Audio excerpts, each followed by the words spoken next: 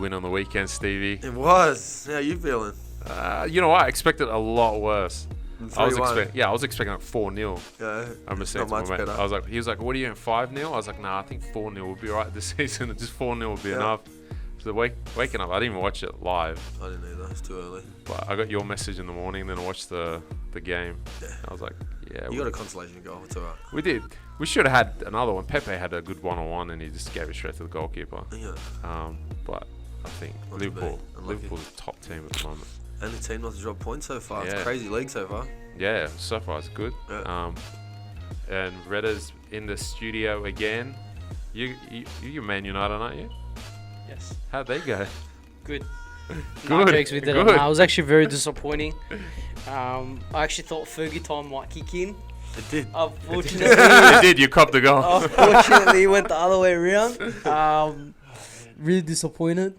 I actually didn't expect it. Like, honestly, Crystal Palace, like, I was laughing at Roy Hodgson before the game because he was talking about his tactics, and then now I'm laughing at myself for thinking he's an idiot. So, anyway, tough week. One on. And we got Chris Ward with us today. He's the strength and conditioning coach at the First Phase Factory. How you doing, Chris? Good. Very good to be here. Finally got on a pod, so. Finally got on the pod. Like, we haven't brought you on. We brought you on a while ago. I was only once. Yeah. But yeah, so also United fan, so. Tragic We'll United just leave fan. that there. So how'd you feel about the Rashford missed penalty? Should Pogba have taken it? Yeah.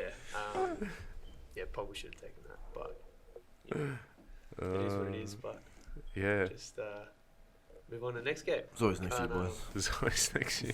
It's just how many games before Solskjaer gets sacked? We said this before the season started. We reckon about, what, 10 games? Yeah, not too many more. I'd say Okay. another 5 if things don't get much better. I'll go 15. I reckon they'll hold it 15. 15, no. I think if he only But wins Mourinho 5 of the lasted 10, longer he's than- gone. Like, I think Mourinho lasted a lot longer than people thought. Mourinho had runners on the board, but Yeah. He at least had a style. It's the same with Emery at Arsenal. He's got no style. He's got no philosophy. Every Who's game's this? different. It's just Yeah, He's Mourinho. just, and Yeah. that's I think that's the Disagree. problem when you have these coaches that don't have philosophy or don't. You look at Klopp, it's drilled down. They're playing well. Yeah. And it's always even at Dortmund, it was the same Mourinho, thing. Mourinho, does have a playing style, but it's very, very defense comes first, then no, attack Sam just Mourinho build up. did. If you weren't Oh, on the he phone, did. you would have heard it. Okay, sorry. Oh, I'm guilty for that. He's too busy on Grinder. No, none of that. I'm guilty of that. My You're apologies. guilty of that. All No, right. I'm guilty. I'm guilty of being on my phone. Like On Grinder. phone, Instagram. Yeah. You can call it Instagram, but we know what it is. No, I don't have none of those apps, man. None of those apps. None of those How many None apps of those are there, Didn't Redder? realise there was more. No, I got none of those. I don't need We'll them. leave for another pod there, Redder. So, Chris, man, you are a strength and conditioning coach. Why don't you tell us a bit about yourself? And I am. So yeah, I've been in the industry for about 5 or 6 years. Yep. Started at uni, so did 3 years. Did my bachelor's, sport and exercise science, at ACU. Then worked in a couple of gyms. Learned off a couple of really good mentors, and just wanted to sort of apply my trade somewhere and sort of build up from there. Did an internship with the Wanderers for a year when Gombau was there, which was interesting to come in sort of after Popper was there, and to sort of see how things changed into that with the first team, and with those coaches. They said it was a lot different to how they were used to, because obviously Popper had been there for the last sort of 3 years, so they were sort of used to a set routine, and then when Gombau came in, it was all pretty much everywhere. Training was different, games were different, just the culture and the atmosphere was different, which then threw a lot of things out of proportion, which is, why we probably had the year that we did. But then, at the end of the season, when Gombau left, sort of a couple of years ago, the S&C went as well. So I was working under him, just sort of trying to learn what I could. And it was good to be in that environment. Obviously, I'd been with a couple of sort of NPL clubs before that, just sort of trying to get my foot in the door. But then with that year, it was good to sort of see that environment firsthand. Obviously, try and communicate with all the players, try and build those build those relationships that way. And then obviously, them coming through here has been a massive help as well. just sort of build from that and build from there. So I took a lot out of it. It wasn't what I thought. Oh, really? Nah, it was completely different. So I was there as a sort of sports science intern, which helped with sort of GPS tracking, packing up, cleaning up. But it was a lot of sort of urine samples, like the stuff that they do every day, cleaning shakers. Like it was Oh, really? a lot. Yeah, it was a lot of stuff that they sort of palm you off to do. So you're the janitor. You know, you do the Essentially. jobs. You do the jobs that no one wants to do. Yeah. Because no one else is going to do it otherwise. you know. Yeah.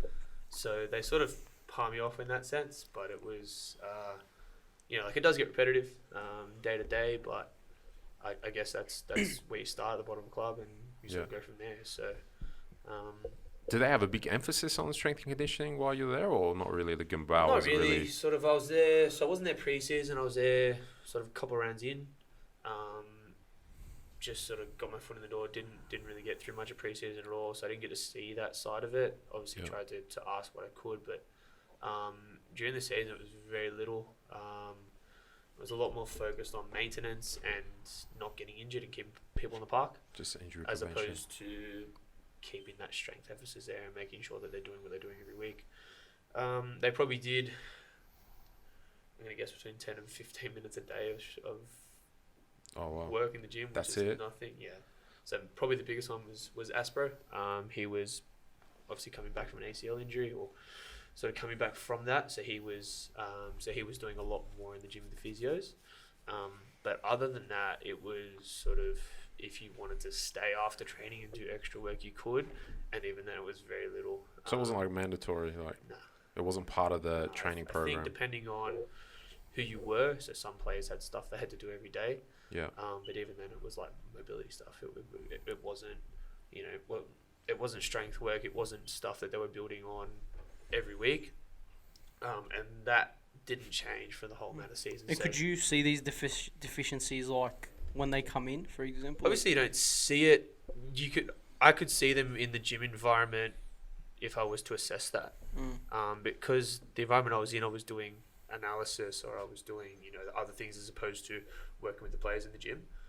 So they were doing what they were doing, and I could sort of pick up little things. But obviously, as an intern, you don't really speak up that's it. and sort of. Does the SSC have a responsibility to like speak to the coach and let him know like this player has Of course, he certain does. Like, deficiencies in that's that, your main or- job. Like your first and foremost is to keep everyone on the pitch healthy, make sure they're playing every week. Obviously, as a secondary, you would then work out how can I optimize your performance every week, or how can I have you Yep. or have the team peaking every week. Mm. That's one thing I don't think that's done well enough here, not just at the Wanderers, but probably in the A-League and NPL, Yeah. anywhere in Australia. That sort of lacks. If you look at likes of America, there's a lot more emphasis on it with that whole sort of NFL or football. That is very physical based. They are absolute machines over there. From high school to college to pro, you're in the gym every day. Yeah. And we've seen that with a couple of the girls that have been over to college and back. They've come back and they've realised how sort of big that is, and how much of an emphasis that needs to be had on sort of physical preparation. Because you can be a professional athlete, but you're an athlete first. Yeah. You can have the best fit in the world, or you could make it with not as good as a technical ability, but you Yep. could be a physical machine, 100%. and Yeah. you could get to that level. Yeah. Taking you to that next level is that sort of technical aspect, but Yeah. players don't Interesting. realise that they have to be at this physical point to compete at that level. And I think that's where the sport in general is going towards. Like you probably look at maybe 10, 15 years ago. I don't think strength and conditioning or gym work was even existed. relative. And in didn't- pre-season, that was it. Yeah, Yeah. that's all you do. I think with technology coming through, and you look at, I mean, you could just imagine what the EPL is like when it comes to off-field, exactly. off-field work. It's even then those obviously you don't see much of what they put up on social media, or you don't see much else apart from Yeah, that's sort right, of what yeah. they show you or what Yeah. you can see. But even then, I think football in general is very I'm going to say scared or caution about diverging into that. So even the likes of the MLS, I've seen some of that firsthand, where they're they're really trying to bridge that gap between that sort of S&C emphasis. You know, the MLS as a league isn't sort of up there with your top, 5 leagues in the world, but it's, they're transitioning to have physically better athletes. They might not have the most technical, but it's definitely building in terms of that. Just the culture of it, I think, needs to change. Going from push-ups and sit-ups and runs to more before or after technical training, right? or planks, to getting someone who knows what they're doing and getting someone assessing players that go, all right, most footballers have stiff ankles, for example. Let's work on ankle mobility. Like, one thing could change the way you move and the way you be able to produce and absorb force, for example, like jumping and landing. And it's there's simple things like that we can implement or start to implement that can, not just create better athletes, but lessen the chance of injury. So many players getting injured. For what? So you're going to hire a physio to fix them? Yeah. That's cool. What about preventing them? Preventing it from the start, right? Exactly. So it's, the job of clubs in general, but I think it's more players need to be aware of that themselves. Yeah. And some of them do, which is great. And those are the ones that are going to be able to play for longer. But the ones that sort of, I'm just going to train 3 times a week. Is this something that should be recommended, I guess, for the younger age groups as well? 100%. Do you recommend it? 100%. Yeah. What age should they be starting doing this kind of stuff? I've taught 6 and 7 year olds how to squat. You can start them as young as you want to, as long as they have the proper training and the proper coaching. Obviously, from sort of 13 or 14 below to any lower than that, you obviously start them on body weight stuff so they can learn to control their body. Yeah. They learn the way that they move, but they can still get strong.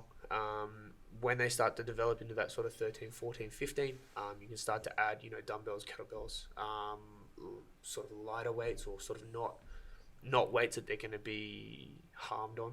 And then when you start to push that sort of 15, 16, 17 above, that's where you can really start to get into, strength phases, learning to lift heavier, because their body can now take it. Their bones are physically strong enough that they can then do it properly and do it effectively. So when you're here in the factory, do you usually keep track of like the plays that come through? Yeah.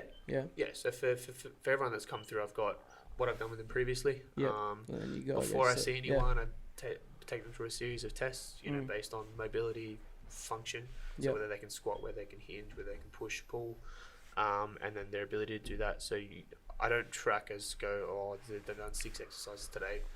I go, this is how much we've done, this is what they can do, and this is what I would do if they want to come in regularly and sort of push that a little bit further. This is where we can go. That's good. So you can map out essentially where your training would go, because most people come in for a couple of sessions and then they like it, they don't like it, or there's sort of things happen in between. I'll say, for example, you're in between going overseas, you've got different contracts for the older players. We get them in, test them, see how they move, and then we can sort of give them programs on, this is what you should be doing, this is how to fix that, this is how to help that, and this is what's going to make you better. And Steve, like from a technical aspect, like for someone that's going to be stronger in terms of doing S&C more often, does this result in better, I guess, on the park? Do you see that it does pay off? Do you see the difference in the players that do it and players that don't do it? Yeah, it's not as easy to say the difference between it. It would be judging people's, say, speed judging people's speeds before they'd started any training, and then afterwards. That's how you'd really see the difference. You don't see it a lot just off the eye. To go, Chris would probably be better at that. Like I said, that's why Chris is here. I'm not across that kind of stuff, but you do know once the girls say, or whoever has been within a big program and they've been following that there, you can see differences in the way they move and just the way they can strike the ball and things like that. But it's not something that you'd look at. I'd see 10 players on the field and I can see 5 of them been training, 5 haven't. You know what I mean? Everybody's body's made up differently, but it is interesting to see that if you look at, and I know obviously the A-League's a little bit different, and then the ones that are in that National Youth League space, they start to do this kind of stuff beforehand. But if you look at, say, W League girls, I'd say unless they're doing it themselves, Like their clubs, I don't think they're doing this at all. So there's players that are at that level, so say Matildas and down, that aren't doing any gym program and that. So they're already exceptional athletes or whatever without that training. Imagine what they'd be with that training. And that works all the way down to NPL. I know some clubs do it to varying degrees, so especially the first grade teams and things like that. But you start to hit the 20s and 18s and things like that, and not so much. And definitely the youth league teams wouldn't be doing anything like that other than your old school pre-season. This is where we smash them when we get them fit and we do sit-ups and push-ups or whatever it might be. But it's not a systematic program that these players are developing. So if you're a player that's already at an elite level and you don't have a gym program, you've got still a massive gains that you can make to your game. Yeah, pretty much that is strength and conditioning in Australia. It's run them till they can't run anymore, or run them till they can't walk. In pre-season, as soon as the season starts, you're on your own, and that's massive. Like that's got to change. Like the amount of injuries that happen in the back half of the season because they're not looking after themselves and they're not sort of addressing the little things that happen over the season, or they're not staying strong. So you don't have to obviously lift heavy every week to be able to keep that, but you need to maintain some base of strength. Yep. Do you think that's a misconception where they think they have to keep lifting a certain weight and keep, taking the weight up, and that's why they kind of stop because they're like, I can't keep doing that. I'll be too bulky. I'll be too bulky, or I'll injure myself, or my knees are going to go if I keep squatting 200 kilos. Then what they're doing is they're not, they're looking at some Instagram program, or they're looking at a bodybuilder following what they do. Yeah.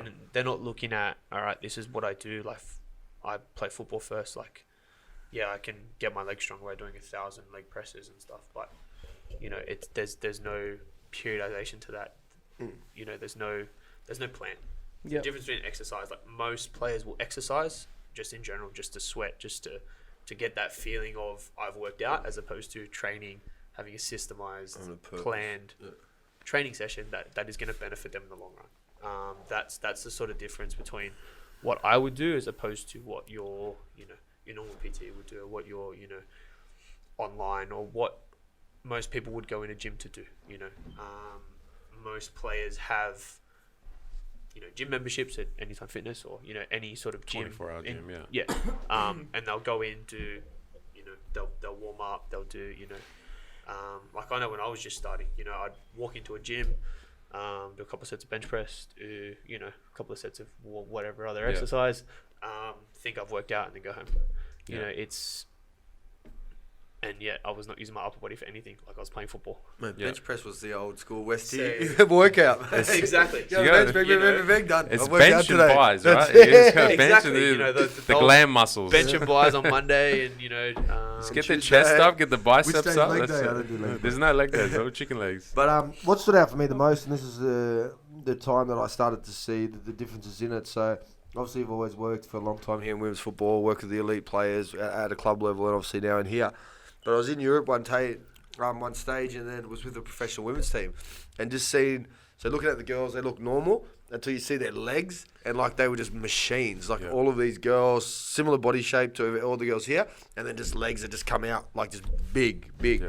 And it was like you could tell. And then watching their training sessions for the time that I was there, obviously the field lines, but then a big emphasis on what they were doing off the field, in between sessions or before sessions or whatever. It was just crazy.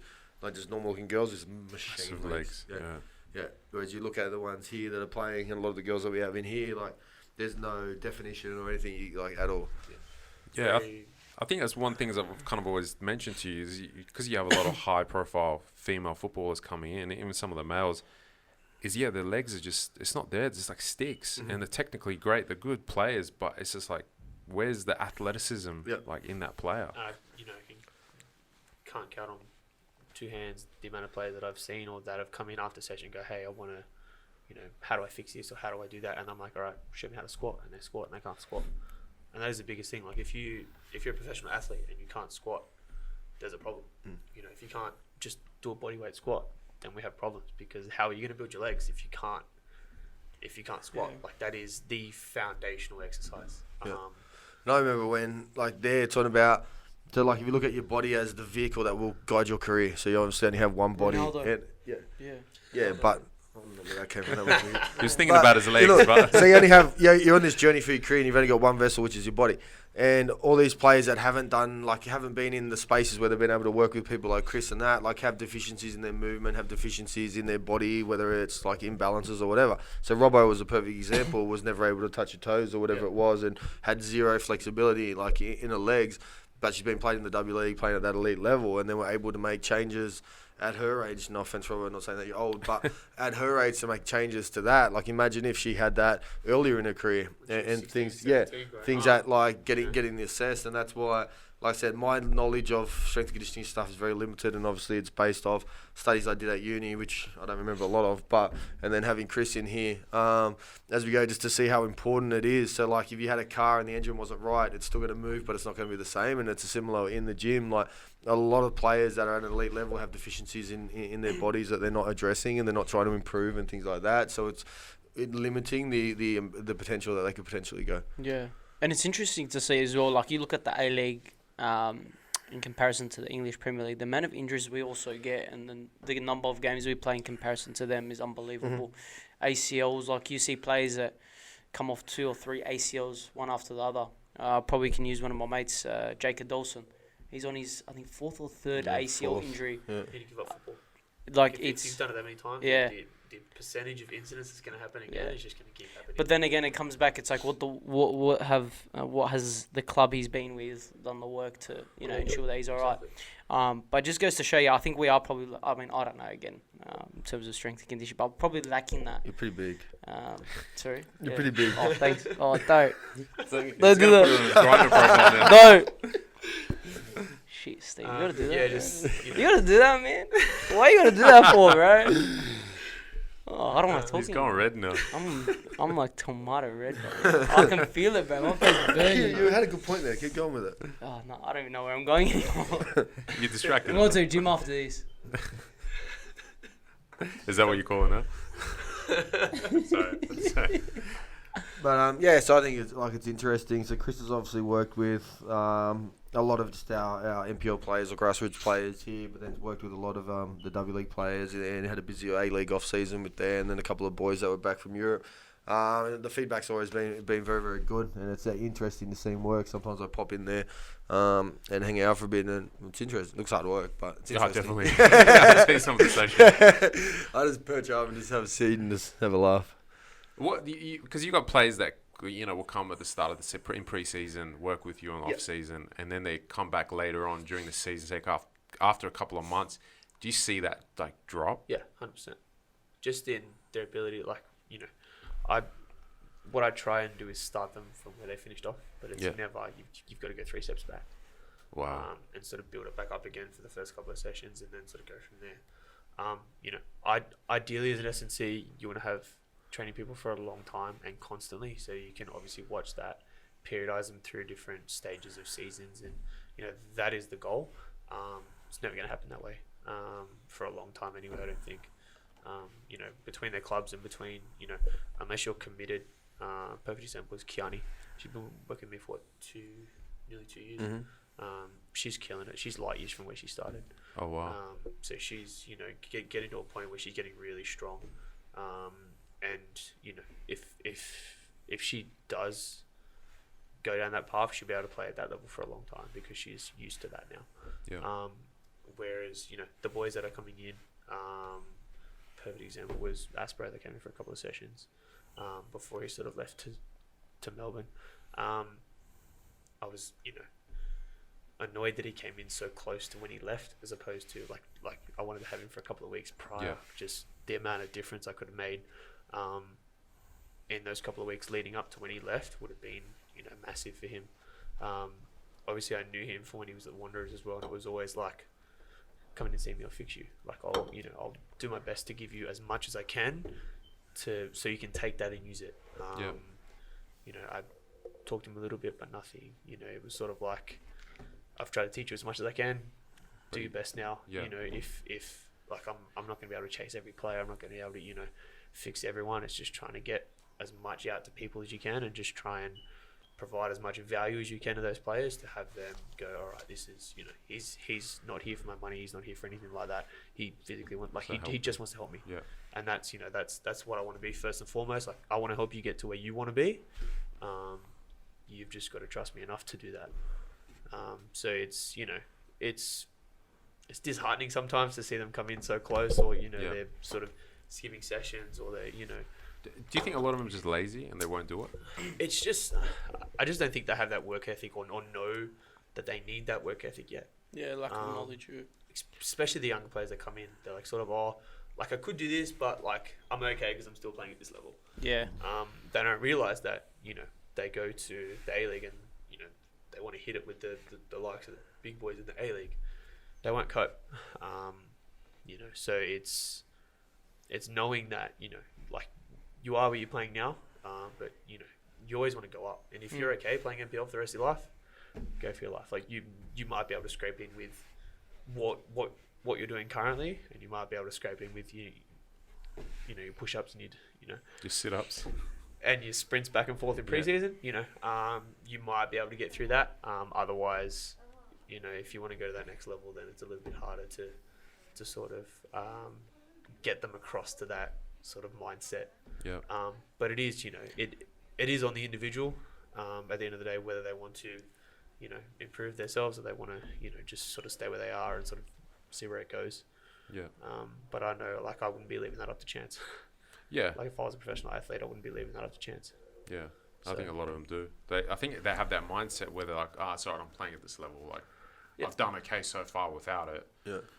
I think your industry, like I said, limited knowledge that I have, is the strength and conditioning industry, and that side of it is a lot different to the football industry, where it's the fundamentals. So the coaches that are teaching the fundamentals, the things that are actually the most important for growth, for development, for that kind of thing, are like your squats, like you said, like your basic, your fundamentals. So for us, it's our first touch, our passing. In the gym, it's the same thing. Whereas, and then it's like cool now, and it's gimmicky, like these Bosu balls and all these kind of things that people are doing, and things that have no scientific backing behind it, but it looks cool. You know what I mean? And it's what's misleading people that are potentially knowing, I need to improve myself physically. How do I do it? So I start looking on social media and I start trying to research, and then I start seeing like all this kind of stuff, similar to when I start seeing football sessions where people are throwing tennis balls at people. People want the end product. They don't want everything beforehand. Yeah. People, they see the tip of the iceberg. They don't see what's happened to get to that point. Yeah. So that's I get that's how people get popular on Instagram, and that's how the industry has sort of become. Yeah, but I think it's had a similar effect that it's had on the football industry, right? Like it's set it 100%. back, you know what I mean? And there are people that are within that. I know that Woodford, I think, is from Melbourne. Who That's someone that we followed a bit. Probably one of the best that- in the country. That calls it out, you know what I mean, as bullshit. Seems like we call out a lot of what we see on the field as that, and it's fighting through that. Because that's where the industry is very similar. I've had this conversation with a lot of trainers before as well. What's the difference between a PT and a S&C? Just depends on your goals, really. So, what? For an athlete, so you're an athlete, so Okay, PT, so if you're a professional S&C. athlete and you go towards a PT, Yeah. you go. That really depends on the PT. So, if Average PT, basically. just your cert 3 and 4, for Yeah. example, Yeah. Works at a gym. they Hasn't would really worked with athletes. prescribe you most likely hypertrophy. Yeah. Which is getting your muscles bigger, not necessarily stronger. They would probably know basic rep ranges for different exercises. They would know how, there's a pretty common rep scheme of sort of you go 3x10 for the first couple of weeks just to build that hypertrophy. If you want to go into sort of a strength phase, then you would go to sort of a 5x5 or something very basic like that, where it lower reps, higher weight, you get stronger. They would pretty much pick different exercises just to keep the clients happy, so they're not bored, so they're coming back every week. But it would honestly be just that sort of. And would that benefit an athlete? 100% it would benefit an athlete. If you've never walked into a gym before, that would 100% benefit you. But if you are a professional athlete and you've been in a gym or in a gym environment for a long time and you've done those exercises, it's probably not going to help you as much. Yeah. And it's going to help you, it'll help your strength, but your mobility and your movement, it's not really going to. You can only do so many bicep curls, but It's never enough. You can never do enough. never enough. not enough calf raisers in the world to fix small calves. But what you would essentially do is, they depends on the individual. There are a lot of good personal trainers, Yeah. but there are also a lot of shitty ones. Yeah.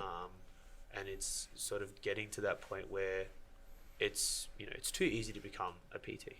Well, yeah, half the people in Sydney. You are do an probably online PTs. course for 6 weeks. You can do an accelerated course anywhere, and become a PT. Most PTs in any sort of gym environment, in any commercial gym, will pay rent and then get a certain amount of clients given to them per month, for example, or per week. And they've got to try and stay afloat by making enough or doing enough sessions to sort of cover that and then make money on top of that. So there's a line you have to go. It's either one way: I keep my clients happy and I keep those clients, or I try and do the right thing by them. They might get bored and they might leave. But it's just sort of, it depends on how you coach them as well. Like if you're really enthusiastic and you can be sort of like, You could be like a salesman, essentially, right? exactly, and that's part of what they don't teach you either. Yeah. You can learn all the exercises in the world, and you can learn how to program, how to coach. But if you can't sell, you You're might as screwed. well. What would you say, for example, I've got a son and he's about 13 years of age. Yep. Right? Don't look at him like that, Steve. Steve Right, thinks he's a lot older than he looks. He's about 45, brother. he looks at, say he's 13, right? I've got a kid that's 13. Yep. Why should I let him go do weights? What if it affects his hormone, like his growth hormones? That is the biggest myth of that. Is he on steroids? That is the biggest That is stigma, not- he's young. and one of the biggest myths in the Yeah. fitness That's industry. what we all grew up with. Yeah. You can't do weights under 16 because it's going to stunt your growth. It's gonna stunt your growth. Yeah. Yeah. Biggest myth. But tell me why. That's why Reddit stays Tell me short. why. What Hey, would you did too many weights before 16. The shoulder presses just kept you short. But say, I've got a 13-year-old son, and convince me There's no- why him as a footballer, I Yep. want him to There's become a no better evidence to footballer. prove that it stunts your growth. Okay. People thought that having weight on your back or overhead or anything in general would keep you closer to the ground. Shorten your limbs. Therefore, but in the opposite, it provides, like, if you get stronger, like, your muscles grow, therefore you're gonna grow. Like, Yeah. it's pretty simple. I'm not promising anyone that they're gonna be 6 foot. Sorry, bro. But Sorry, but that's all genetics. If you're short, you're short. Like, there's nothing that's gonna affect that, apart from your genetics. So, obviously, how you grow up, there's obviously certain things that you can take that will stunt your growth. But But essentially, it's a myth, right? 100%. Any parents out there, don't believe that. Yeah, to any parents out there, don't believe that in the slightest. Especially if you're really old school. Don't stop your kids from doing extras or work in the gym. And like, we're not talking about With heavy qualified weightlifting. people and things like that. 100%. Yeah. Don't go to a gym and try and do it yourself. If you want to get the most out of it, go see someone who knows what they're doing. Yep. And don't think they know what they're doing because they've got a couple 100,000 followers on Instagram. Don't believe everything you see. Facts need to be backed up by evidence, and get someone who's qualified. Is probably the biggest thing I can say to people. That's the only way to improve the industry. It's the only way to sort of get reliability and move forward, so that we can create a better environment, not just for the general population, but for teams and for athletes in general. I think clubs can be doing it a lot better as well, just by even NPL clubs, they're paying players enough to hire someone to do it twice a week or 3 times a week, and just to have that outlet of stop paying your physio so much money and Yeah. invest a couple hundred, even if it's an intern, Yeah, even if it's someone who's studying that, they're gonna have an interest in it. They're gonna improve your team. that's right. Yeah, now you see NPL clubs with like 3 or 4 physios, Why? or 2 or 3. Yeah, Why? it's really strange to see. As well, I think on an NYL level, we're lacking that strength and conditioning role. It's It's massive. every team has It's- one physio, maybe one fitness Because the trainer. season's so short, they haven't got time to make improvements. Yeah, including NPL. Including Same as NPL. W League, it's like 14 games. Yeah, 14 games. Yeah. It's they they do a 3-month preseason for Yeah. a 3-month comp. Like, Yeah. you know, But it's what you said. Like, hire an intern. If you're NPL club, hire in someone that it doesn't just cost you anything. No, it costs you nothing, and they're more than happy to do it to get experience. Yeah. Like, Especially you uni, can- like a lot of unis out there, like a lot of students, like I needed hours. Like everyone needs to do hours to be able to graduate. That's right. Yeah. So you know, Take the advantage of it, the yeah. more, and that's how I got into it. So what I can recommend is like approach your local uni or your local, you know, gym or like education institution to, yeah. you know, like there's heaps in Homebush. Like it's the mecca for it. Like there's so many, you know, people that are looking for hours or looking for, you know, things to do, or, you know, like you don't always have to have paid roles. Like you don't have to pay someone 50 grand a year to So, yeah. be an SSC, SSC. you know. If you do, let me know. But yeah, I You're would. not going anywhere, though. What was that? But yeah, like 100%, like take advantage of what you can. If not, try and learn yourself, because it's, you know, it's a matter of education, and you know the only way forward is to get educated to do it properly. Otherwise, you're just going to stay in the same place. People are still going to get injured, and you'll still be paying way too much for physios. Yeah, because if you look at it, you look at the main functional movements for footballers, obviously sprinting, jogging, jumping, changing directions, but landing as well, which is such an important one in football, which is never taught. There's no emphasis on it. Obviously, there's the FIFA 11 programs now, which is pretty much used exclusively with girls for the most part, which has introduced that landing aspect to it. But it's also being implemented by people that don't have that understanding of, so limited understanding of it. I have a limited understanding of it, but yeah, so it's improvement. So that's why I think it's so vital for those players out there to learn how to change directions efficiently. You know what I mean? And that's what we're saying. So if you're an athlete at an elite level, but you've never been taught how to change directions efficiently, how to land properly, how to jump properly, and those kind of things, there's so much room for improvement in those. And you think how fast the game is now. If I can change directions a split second quicker, it's going to help me get to the ball faster. If I'm stronger to be able to hold people off, then it's going to make a massive difference to the game that you're able to produce. Yeah, Matthew, that's probably the first thing I teach is how to land, how to jump, how to land. Yeah. How to land first to absorb the force. Mhm. That's how most ACL injuries occur. They don't know how to absorb force. They don't know how to land properly. Yep. So go up for headers, go up for tackles, whatever. Come down, they don't know how to land, or they land awkwardly because they're not used to that, and they're not used to loading their knees like Distributing that. that way, yeah. Or loading their legs, and therefore that's how injuries occur. You could be very unlucky and just get hit, your knee falls the wrong way, but if you're strong enough to withstand that force, so if you squat and train, you know, you might be able to absorb, say, 2,000 newtons of force for whatever reason. If your body only... Who's going. Newton, bro? It's a unit of measurement, So alright? take it Newton- easy. Physics. Sorry. Newton's old mate. No one in this Sorry, room he's is old, listening mate. to that. It's Reddit's guy from He's old Grindr. mate. He's old mate. If you can squat and absorb, say, 100 kilos of force coming down Yep. towards the ground, if you're only 50 kilos, Mm. the likelihood that you're going to get injured coming down, Yeah. little to none. If your body's weak and it's, you know, it's not used to that, and you know you might be 60 or 70 kilos, but your body can only hold 50 kilos, or that's your sort of level, of course you're getting injured. Like it's an accident waiting to happen. So I've got a question. Obviously, ACL injuries, which is something I'm starting to hear about way more It's in guys, so guys common. lately as well, It's which bad. is something Yeah. that Massive. haven't heard before, which is interesting as to why that's happening. But to say if I'm a female player, obviously the incidence of ACL injury in me is a lot higher than in males. Is there stats and things like that about how a program can reduce the risk of that? Obviously, there's contact ACL injuries and non-contact ACL injuries. Predominantly, it's So we're non-contact talking in non-contact. females. Yeah. Yeah. Like, are there the programs, like, is there stats? Has there been enough time to say, like, the reduction in the risk? Yeah, based 100%. off- If you know, there are a lot of research coming out probably in the last 2 or 3 years that has proven that, you know, if your quad strength is at a certain level, or you can produce amount of force going up, Yeah. that likelihood is far less. Yeah. So I don't know exactly what the number is, but there's a couple of really good.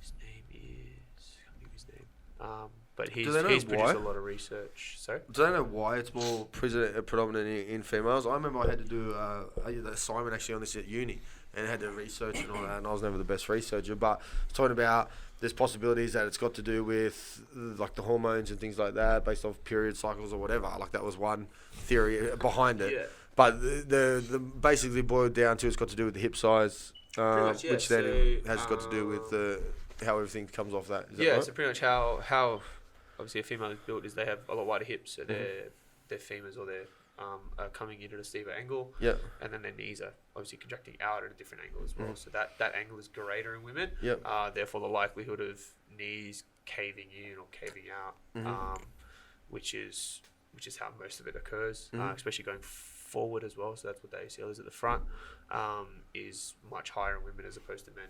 Yeah. A lot of men who have, it could be a mobility issue, whether your knees aren't tracking over your ankles, therefore that valgus caving in is more likely, therefore you're more likely to get injured, or that ACL is going to occur. So there is a lot of research for that, and it's just becoming more prevalent. Like it's crazy how many people are getting injured, especially be interested to see this year, especially with the A-League, that longer season. And you'll see that also with how they're getting it on, it's not even tackles. Yeah, It's just from jumps. It's just landing. Like they're jumping up for a header, landing, no one around them. Yeah. But even at that no one's top hitting level, Sane, like the other week for Man City. Yeah. Yep. Like crazy. Was that contact, non-contact? I don't I watch think it there was some specifically. contact coming down. I didn't see it. Yeah. But majority Like of the time you see it's not contact. But it's mental, and you see it like the biggest injury that's going to put people out for a long time is an ACL injury. Yeah. So it's got to be that thought, like from a club point of view, to say I want to keep my players on the pass and I care about my players. What program can I start to implement? But from a personal point of view, it's about taking that responsibility to say I want to stay fit for as long as I can. I've got a limited time span within my career. What can I do as an individual, or what can I do as a parent for my kid to limit the opportunities of these things happening? Obviously, things happen and freak accidents or whatever. But what can I do? Yeah, what can I do to limit that? And if I'm a player coming up now, that would have to be first and foremost in my mind. Like, what can I do with that? Because a lot of what they can do, obviously, football training needs to be in a park or somewhere like that. Yep. But a lot of what they can do to prevent these things can be done at home, can't it? 100%. You don't actually need a whole lot of weight. Like your body is enough weight to move around and well enough. Our body That anyway, that you can train enough to be able to stop that from happening, or far reduce the effects of that happening. Yeah. One of the biggest things I found, especially with a couple of sort of ACL rehabs that I've been doing, is a single leg squat. So most deficiencies happen because most people overload their quad, which is on the outside of their leg or their far side, but they don't develop their VMO, which is on the inside or the inside of your knee. So as soon as you go to squat, it's just gonna knees gonna cave in straight away. There's no stabilizer to push it is back. that muscle here? That one there on the inside of the Yep. knee? So your quad's your big one. The one on the other side, just top left of where the knee is. Yeah. That's your VMO. So Because like I said, when I was at that club in overseas in Europe, they were talking about, and he'd found a way to help. massive. Yeah, Yeah. to grow that. Yeah. You know what I mean? Yeah. And that was a big focus for him, for his players, to start to implement that. And you could see, like he goes, that's the only way I've been able to find how to make that go, like grow. That's probably one of the biggest things that I try and develop as well. Yeah. Straight away, first couple of weeks, you're doing quad dominant squats. You're doing single leg squats. You're learning how to use that and learning how to contract it and learning how to use it. Yep. To be able to at least have football. Yep. So All right, so here's a question. So if I'm at home now, I don't have resources to go see somebody like yourself, a strength and conditioning coach, what can I do to limit my chance of injuries? single leg squats. You can do it to a lounge. How do I to do a chair, single to leg step, squat? Standing up and then squatting down to a box or to a Yeah. using one. Is it leg. like a lunge or? Nah, so pretty much like squatting. Yeah. But you would obviously stand up and just jump. There's a demo? Just show, yeah. Just get the legs out, Chris. So instead of obviously squatting with 2 feet, you just squat with one leg. So one leg goes out in front, you just control that on the way down.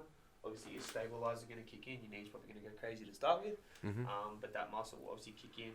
Quad will take over to cave your knee in. VMO is going to push it back out. So learning to do that, you can obviously progress it. Obviously instead of just coming down and standing up, which is the sort of the easier version if you haven't done it before, you can obviously learn to sort of sit down and then stand up with keeping that leg in the air. You can make that harder with weight. You can make that a lot harder. You can go deeper, so you can go to what's called a pistol, which is pretty much getting your ass like this much from the ground, and just using that single leg squat, the full range of motion, is pretty much going to build your VMO to a point where it's not going to. So how often should I be doing that? How many sets? For anyone that's just starting out, you probably do it. If you really want to, do something to fix it, urgently, 2-3 times a week, sets of 10 or 15.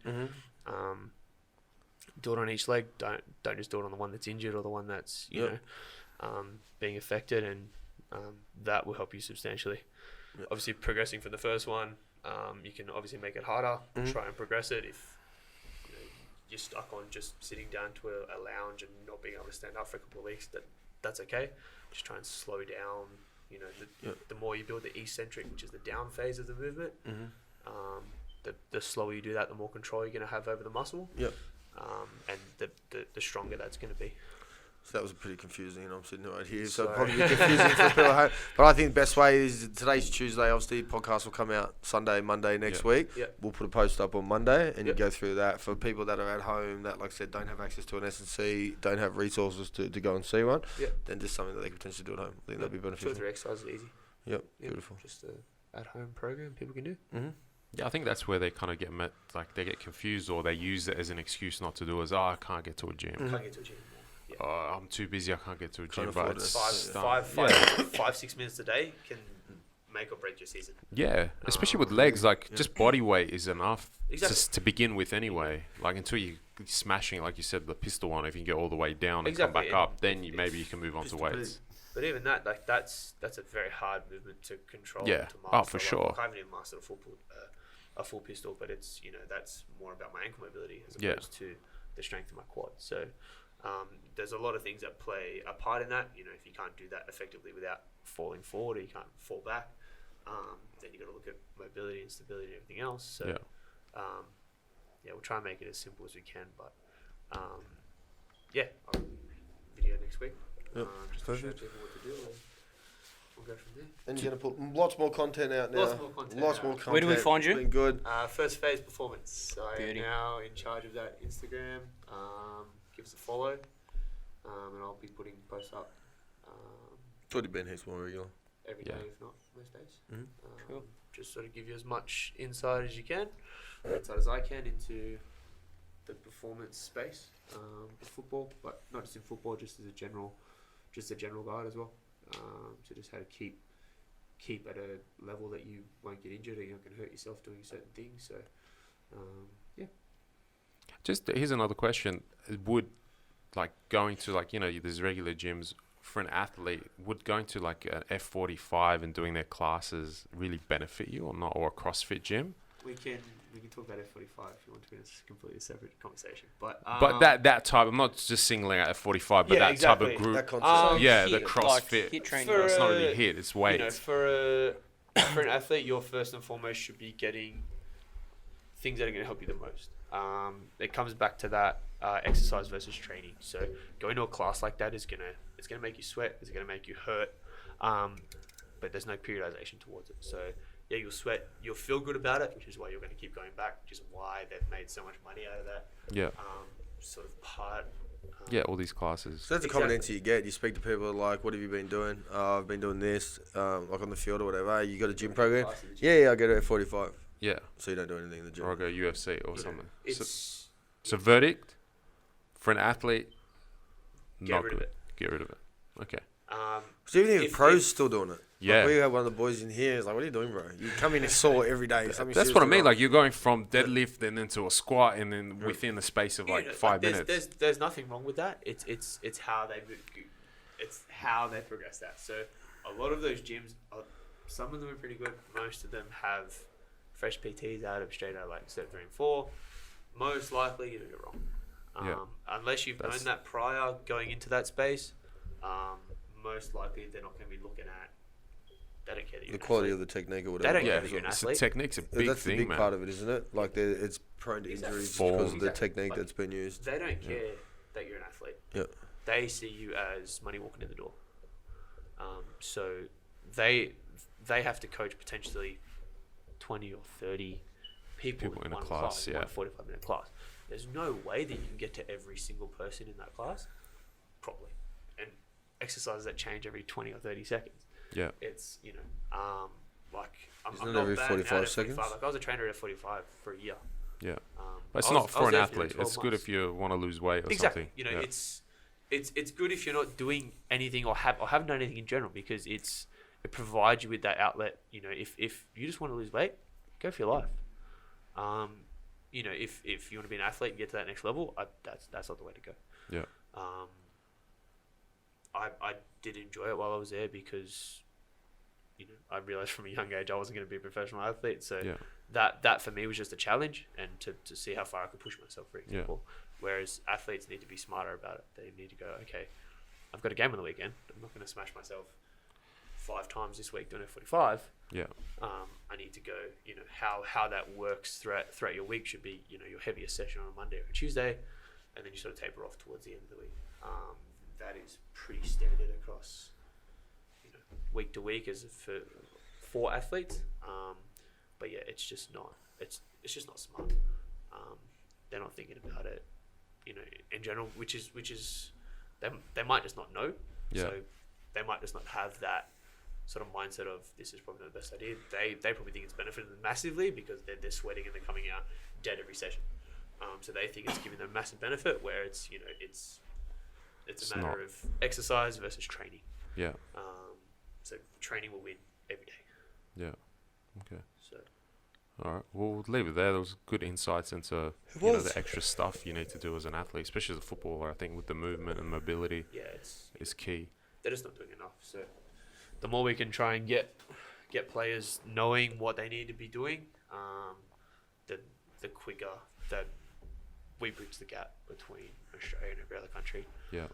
So the quicker we can get that sort of S&C presence in clubs and in sort of any football or any athlete in general, Yeah. the better. So Yeah, Awesome. no, that was good. So anyone that's interested in spending some time with Chris, you can either contact the page, call us here in the factory, or say message First Phase Factory or First Phase Performance. And yeah, and at the moment, it's a free consult. Yep. Your first. So Yeah. first consult, come see me. We'll do those couple of tests I was talking about earlier. Yeah. See where you're at and go from there. Yeah. All right, guys. Until next week. Oh. Ciao. Sweet.